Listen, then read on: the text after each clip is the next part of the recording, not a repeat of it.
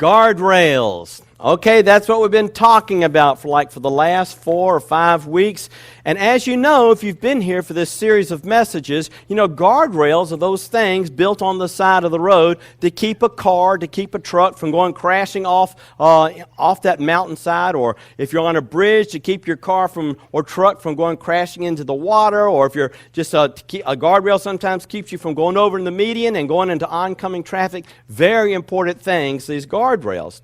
And what we've been talking about is kind of using that analogy of a guardrail to talking about how valuable it is to not only have guardrails on roads like that, but also to have guardrails in different areas of our lives. You know, guardrails for our finances and how we handle them, or guardrails concerning our moral values, and guardrails about certain friendships we have, guardrails in our marriages, in our dating life, all kinds of areas. And what these guardrails do is the same thing that guardrail does for us on the road. It protects us. It helps keep us back away from the edge of disaster. And so, when we have a guardrail, you know, in this area of our lives, whether it's finances or friendships or dating, whatever, you kind of say this. You say that, okay, in this area of my life, this is as far as I'm going to go. This is as far as I'm going to go.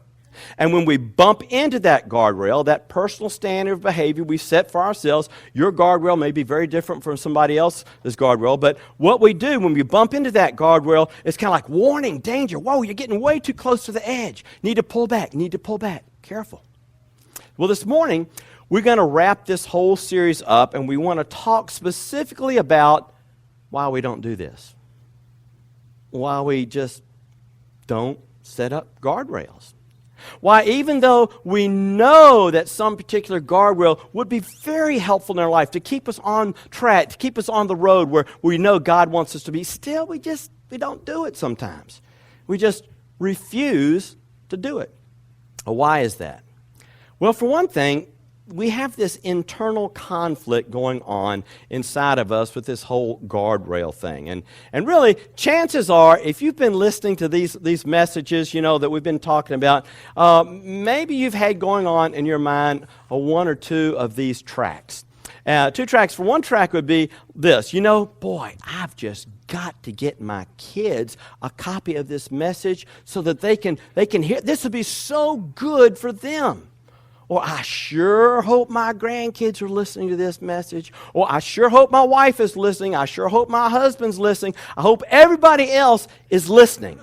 And we want, you know, them to hear this message because this is kind of a no-brainer. It's kind of just common sense that in order to keep ourselves from messing up our lives, falling off a cliff over here, in just about every area you can think, we need some guardrails. We just all do. We need some guardrails, some things, you know, protective barriers to help keep us from going over the edge of disaster. Now, that's one track that might be going on in your mind this past few weeks, but here's another track, okay? And this track is this. Well, you know, yeah, Bill, it does make sense, and I can see how these guardrails really could help protect me from getting into some areas, some trouble in some areas I really want to, but I'm just not going to do it. I don't really want to do that. What's the problem? Well, what's the problem there? What is it that keeps us from setting up these guardrails that we really know are good for us? Well, the problem with guardrails is this. They keep me away from something I want. They keep me away from something that I want. I don't want to put the brakes on that friendship. That person's just a lot of fun. Yeah, he's a little reckless and all, but hey, I'm just laughing all the time around this person. I like being around him. Or, hey, look, I don't want to give a part of my money to the Lord's work. Come on, I worked hard for that money. There are things I want to do, things I want to buy. I want to spend it on myself. Or, you know, I want to date him. I want to date her. I want to watch that porn on my computer. I don't care if there's no way I can afford that house or that boat or that car or that whatever. I want it. I want it. And I want to have dinner alone with that person, my coworker at work, because, you know, she's just so nice. And, you know, I know I'm married and she's married, but, you know, I just enjoy her company. And I don't care about being wise and prudent. The problem, Bill, maybe you're saying, is that guardrails are actually in my way. They kind of cramp my lifestyle. They kind of get in between me and what I want. So sorry, it sounds good. It's good for some people, but not for me. I just don't want to do that. And that's why so many of you, even though you sort of enjoy this series, maybe it's a little entertaining, maybe it's been something you kind of like, you just walk right out of here and you continue to do the very same things that you did before the message and before the series.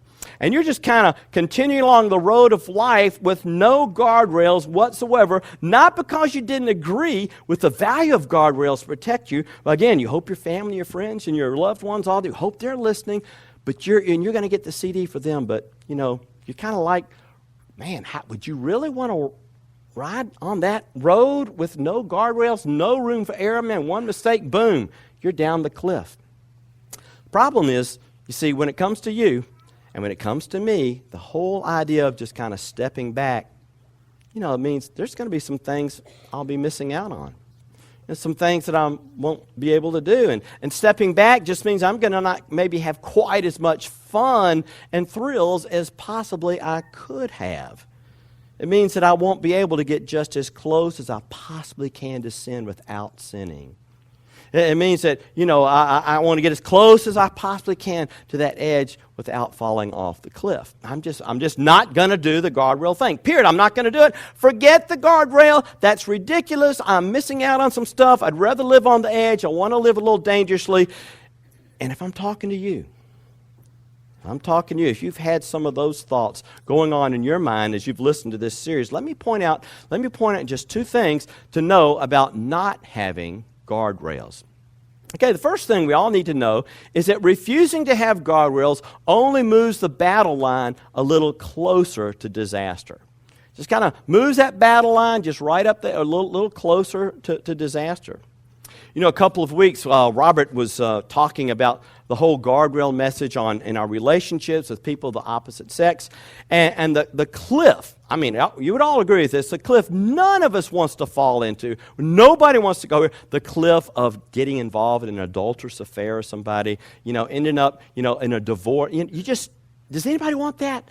No, none of us wants that.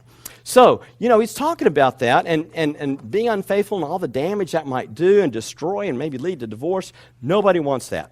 So what do? We put up some guardrails. We put up some guardrails to protect us from getting anywhere near that cliff, okay? And Robert talked about the guardrail. This is just a suggested guardrail of a married person not having, dinner alone with someone of the opposite sex that he's not married to. Because, when you're eating, candlelight, all that it's kind of an intimate thing. And doesn't have to, but it can lead to things that are not good. It can sometimes lead to something else.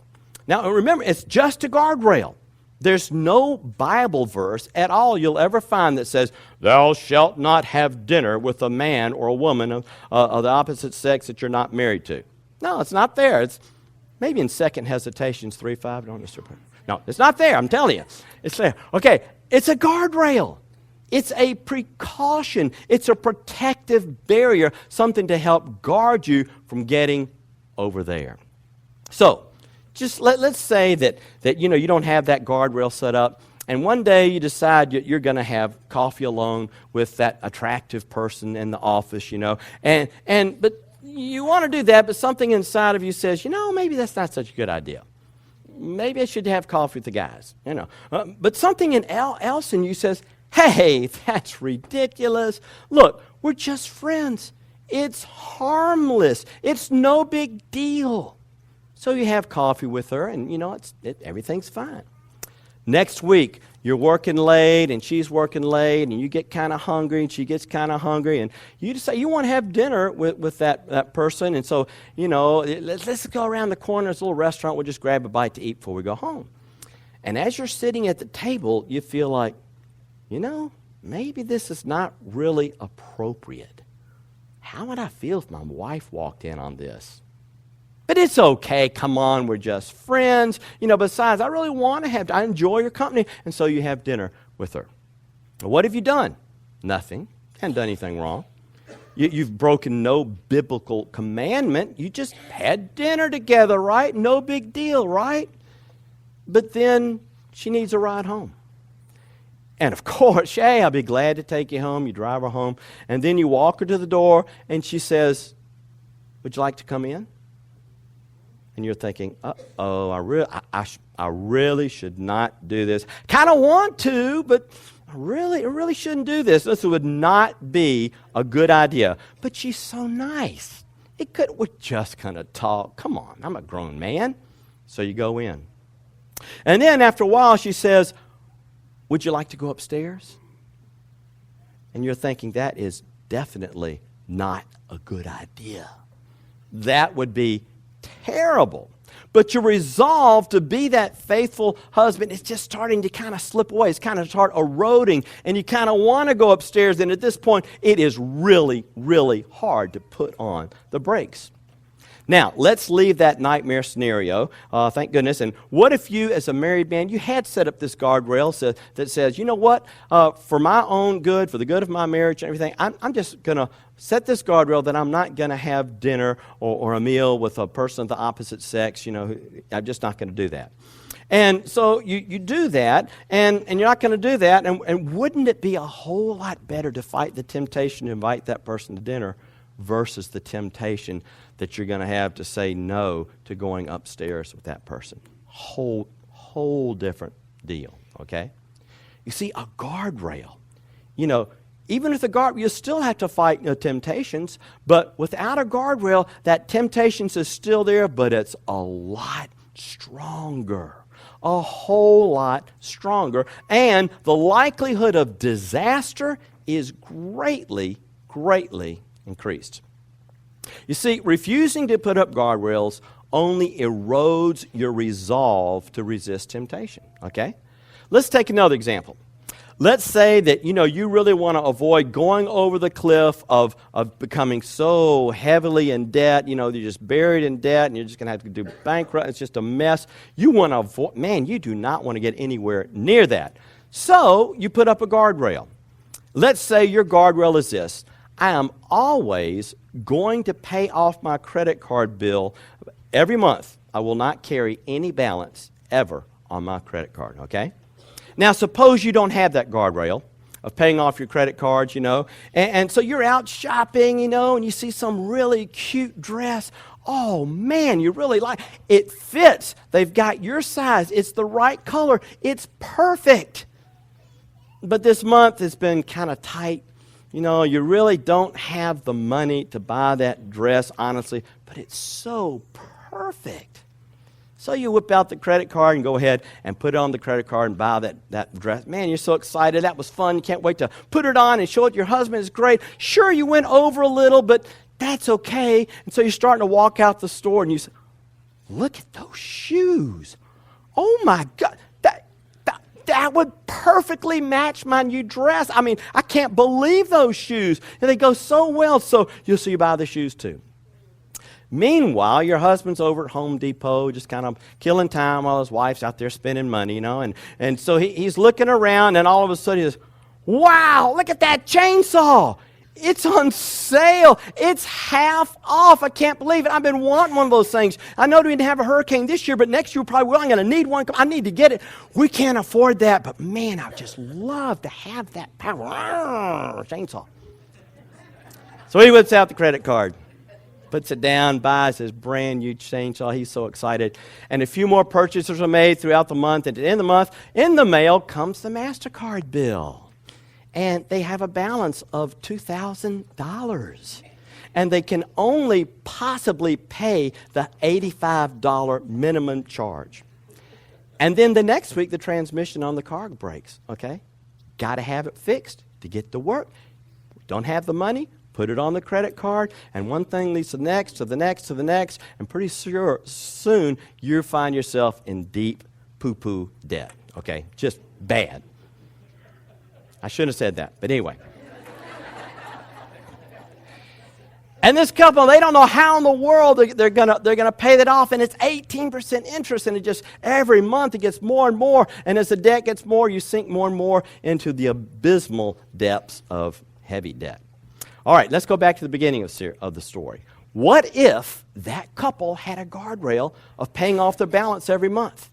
And sure, she's going out shopping, and she sees that dress, and she loves that dress. It would be so perfect. And he sees that chainsaw. He sees that shotgun for duck hunting season, all that stuff, whatever. But they know if they buy that, there's no way they're going to be able to pay off that purchase and keep their credit card balance off for that month. And so they decide, man, I'm going to remember that, and I'm going to start trying to save a little money, put sock a little over here, a little there, and I'm going to buy that when I can really afford it. Voila! Their guardrail just saved them from driving off the road into some very severe financial debt. But if you don't have that guardrail established of paying off your bills every month, it's just a whole lot harder to say no to those impulsive urges to buy something that you really can't afford. Here's something else that's helpful to know, and it's this. Appetites are never fully and finally satisfied. They're just not. Appetites are never fully and finally satisfied. Have you ever had a huge meal? And I'm talking for myself. This is true for me. Or let's say Thanksgiving's coming up, and you got the big spread, and after that meal, you've had third helpings and everything, you said, I'll never eat again. Anybody done that? Okay. Guess what? Next day, pop out of bed. Man, what's for breakfast? I'm starving. Okay, just never fully, finally satisfied. You buy this car, and it's the car of your dreams. It's got all the bells and whistles, and you'll never want to buy another car for the rest of your life, right? Wrong. A few years later, you get a few little dings in it, and this doesn't work, that doesn't work, and all of a sudden you start wanting another car. And the thing about it is that the more you feed an appetite, the more it grows. Okay, it just grows more and more. So whatever area it is, whether it's with your finances, whether it's with the shopping thing or debt or relationships with people that you probably shouldn't be in a relationship with, whether it's excessive alcohol or getting involved in recreational drugs, whatever, the point is this. Every time you feed an appetite, it's never fully and finally satisfied. It always comes back, and guess what? It always wants more. So, if moving closer and closer to the lines that spells disaster only feeds the appetite, the beauty of a guardrail, what this whole series is all about, is that guardrails make those appetites more manageable.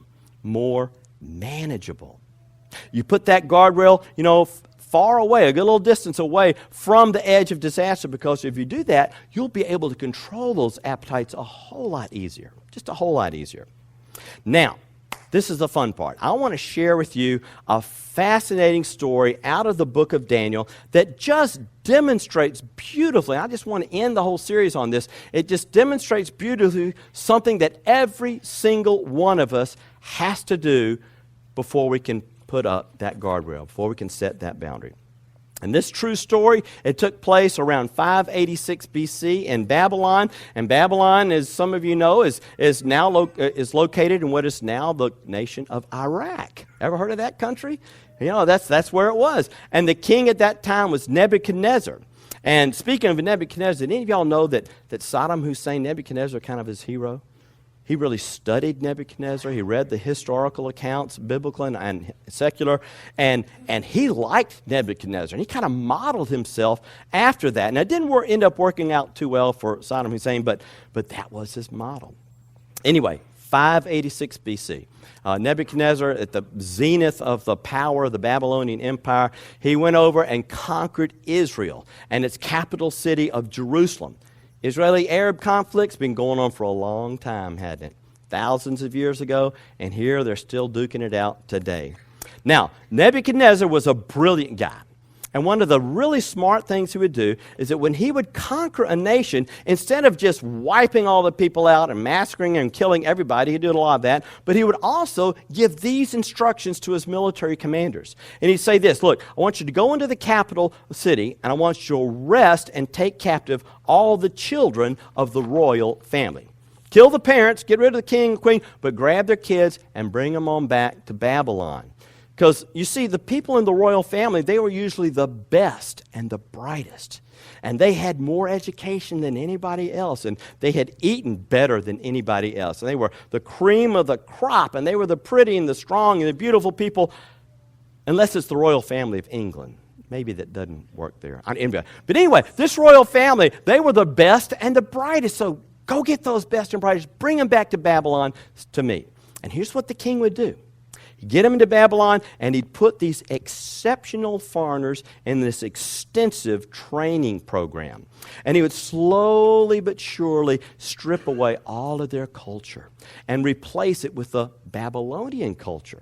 And he'd try to replace their worldview and the worship of their gods with a Babylonian worldview and to worship Babylonian gods. So, 586 BC, Nebuchadnezzar's army just comes into Jerusalem, and they just destroy Jerusalem. They conquer, they break down the city walls, they go into the temple, they loot all the gold and silver items in the temple and carry that back, and they capture the Israelis' royal family kids, the best and the brightest. Now, here's what I'm leading up to. Daniel was one of those kids. Okay, he's one of those kids that was carted back to Babylon. And once in Babylon, Daniel's enrolled in the training process to Babylonize. He gets Babylonized, okay? So Daniel 1, if you want to look in your Bibles, Daniel chapter 1, verse 5, we read this. The king, Nebuchadnezzar, assigned them, Daniel and his friends, a daily amount of food and wine from the king's table. And they were trained for 3 years. And after that, they were to enter into the king's service. Now, some of these best and the brightest kids from these royal families, from Israel or some other country, most of them didn't know what was going to happen to them as their parents were murdered and they were grabbed and, lassoed and taken back to Babylon. And they just didn't know. I mean, this is a powerful king. And they didn't know if they're going to go and be executed or be killed there. They didn't know if they would just be put into salt mines and just slaves. They didn't know if they're going to be tortured, if they're going to be put in this deep, dark dungeon. They just didn't know, but they figured it wasn't going to be good. And so, when they end up in the king's palace, and they get new clothes, and they get a clean shave, and they're eating food that the king is eating, the same food he's eating, and they get this 3-year, all-expense-paid Babylonian college ride. Okay, they're like, all right, high-fiving each other. This is a pretty good deal. This is a lot better than I expected. But Daniel saw through it. See, he saw the end game. He figured out what the Babylonians were trying to do. And yeah, they gave him new clothes, and then they shaved his head, and maybe they pierced his ear. They did definitely give him a new name, which was Belteshazzar. No longer Daniel, it was Belteshazzar. And Bel was a Babylonian god, and Belteshazzar means Bel will take care of you. Bel will be your defender. So Daniel realized that they were slowly but surely, gradually trying to just strip away from him everything he believed, everything he knew, all that he was familiar with, everything he had placed his faith in. And his fear, one day, that he was going to wake up and he was going to be Babylonian through and through. And he was going to be speaking the Babylonian language. He's going to be looking like a Babylonian. And he's going to be worshiping Babylonian gods. And suddenly that one true God that he'd worshipped and loved so much was just going to be a far away, distant memory. Daniel knew he had to make up his mind. He knew that he had to make a stand. He knew that he had to draw a line in the sand beyond which he simply would not go. And Daniel knew something that every single one of us need to know, and it's this. As Christians, we have been called to draw lines not just to keep us out of trouble, but also to honor God. Now, the whole series we've been talking about really kind of emphasizing how these guardrails protect us and help us in our lives, but as importantly or more importantly, they also help us to honor God. They're not just there to protect us. They're to help us to honor God, to help us to remain faithful to Him. It's to help us to live our lives in a way that's honoring and pleasing to God. And here's something else. Here's something else that Daniel knew. Daniel knew that compromise does not erase the tension of temptation. It only weakens our resolve. Doesn't erase the tension, of being tempted to do this and that. It only weakens our resolve. And sometimes we think, well, good night. If I just cave into the peer pressure and compromise myself just this one time, then I won't have to mess with that temptation anymore. The pressure will be relieved. No, that's not the way it works. Daniel knew better. You see, Daniel knew that if you cheat once, the second time to cheat is a whole lot easier to do. And he knew that once you cross certain lines of debt, it just becomes so much easier to take on more and more debt. And he says he knows that you compromise by just getting drunk out of your mind, or you start using drugs. It's just easier to do the second time or the third time or the fourth time. Once you compromise, once you cave in, once you cross that line, the tension doesn't go away. You know what goes away? Your resolve. Your resolve to resist that temptation. It just gets weaker and weaker and weaker. So, Daniel then, he decided to do something that I want. This is the point of the whole message, guys. This is something I want all of us to do. Myself, yourself, all of us. Look at verse 8. Daniel 1, verse 8. But Daniel resolved, and another good translation says Daniel made up his mind. He resolved, he's made up his mind, not to defile himself with the royal food and wine, and he asked the chief official for permission not to defile himself in this way. Now, we're not really completely sure why he was so intent on not eating the king's food or drinking the king's wine. And some people think that the food and wine had been offered to Marduk or to Bel, one of the Babylonian gods, and Daniel, a worshiper of the one true God, he just couldn't bring himself to do that. Other scholars think, well, maybe it's because the Babylonian diet, wasn't kosher. It was just going to violate these Jewish dietary laws that the Jewish people took so seriously. Whatever it was, Daniel determined in his mind, you can push me, you can push me, you can push me, but that's as far as I'm going to go. Not going past that line. Can you imagine what a courageous decision this was for a 16-year-old Jewish kid to make? I'm telling you, it was a defining moment in his life. And we could go so far as to say the turning point in Daniel's life was when he made up his mind to establish a personal guardrail. When he made up his mind. That's the 4 words I want you to remember. Made up his mind. From our vantage point, some of us have known the story of Daniel since we were knee-high to a grasshopper. We know how it turns out. It turns out pretty good for Daniel. He's around for like 80 years. He's outlast three kings. It's unbelievable. But Daniel didn't know that at the time. He's just a 16-year-old kid. And choosing to rock the boat, choosing to refuse the king's food, rebelling in this way, it could have led to his execution. Man, off with his head. You're out of the program. You're back to the salt mines. That's where you're going to go. He didn't know. He didn't know what would happen. Pretty much figured it wouldn't be good. But he did it anyway. He put up that guardrail. He did it. And that's what's amazing about this, guys. You see, Daniel made up his mind before he knew how the story ended. Before, Daniel hadn't read the book of Daniel. It hadn't been written yet. And he didn't know what would happen. Here's this teenager, and he's being dragged away from his country and dragged away from his home and his family and his culture, everything he knew, and he's thrown into this completely godless, powerful, alien, foreign culture, and he has the courage to draw that line in the sand and say, nope, not going to compromise myself and do that. I will not cross that line. Now, you teenagers here on the bayou, I was just talking to a dad just this last week, and he says, Bill, you just will not believe the kind of temptations, the kind of peer pressure and stuff that our kids are having to resist every day.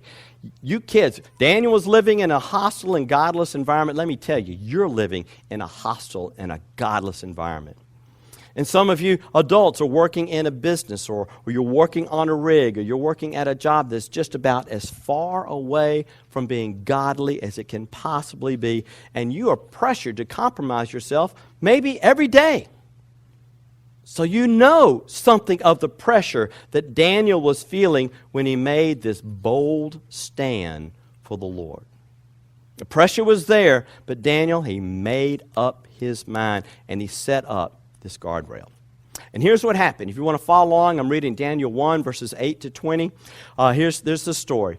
But Daniel resolved not to defile himself with the royal food and wine, and he asked the chief official for permission not to defile himself this way. Now, God had caused the official to show favor and sympathy to Daniel, but the official told Daniel, I'm afraid of my lord the king, Nebuchadnezzar, who has assigned your food and drink. Why should he see you looking worse than the other young men your age? The king would then have my head because of you. Daniel then said to the guard whom the chief official had appointed over Daniel, Hananiah, Mishael, and Azariah, please test your servants for 10 days. Just give me 10 days. Give us nothing but vegetables to eat and water to drink, and then compare our appearance with that of the other young men who eat the royal food, and treat your servants in accordance with what you see. So he agreed to this, tested them for 10 days, and at the end of the 10 days, they looked healthier and better nourished than any of the young men who ate the royal food. So the guard took away their choice food and the wine they were to drink and gave them vegetables instead. And to these 4 young men, God gave knowledge and understanding of all kinds of literature and learning, and Daniel could understand visions and dreams of all kinds. And at the end of the time set by the king to bring them in, the chief official presented them to Nebuchadnezzar. The king talked with them, and he found none equal to Daniel, Hananiah, Mishael, and Azariah. So they entered the king's service. In every matter of wisdom and understanding about which the king questioned them, he found them 10 times better than all the magicians and enchanters in the whole kingdom. Okay, is that amazing? That's amazing, isn't it? At great personal risk, in the face of unbelievably strong pressure from the most powerful man in the world to submit to his training program, Daniel set up the guardrail. And he stuck to his convictions. Think about this. You don't know this for sure, but if he hadn't done that, if he hadn't set up a guardrail, it's possible we wouldn't have the book of Daniel today in our Bibles. You ever thought about that? Maybe it would be no story.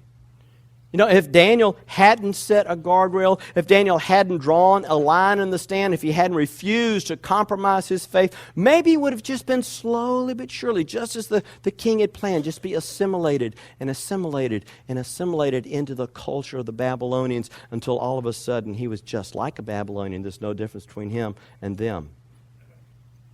He would have had no impact for the Lord. There would have been nothing to write about. Listen. God will use your guardrails not only to protect you, but also to direct you. Not only to protect, that's very important, but also a big part of this is to direct you down the path of your life that he wants you to go. And Daniel's decision then to step out on faith, to set up that guardrail, to make a bold stand for the Lord, listen to this, that was a thing that God used to direct the rest of his life. You can trace it all back to that defining moment when he made that stand. And then after that, the rest of his life happens. And maybe, guys, maybe the same thing is true for you.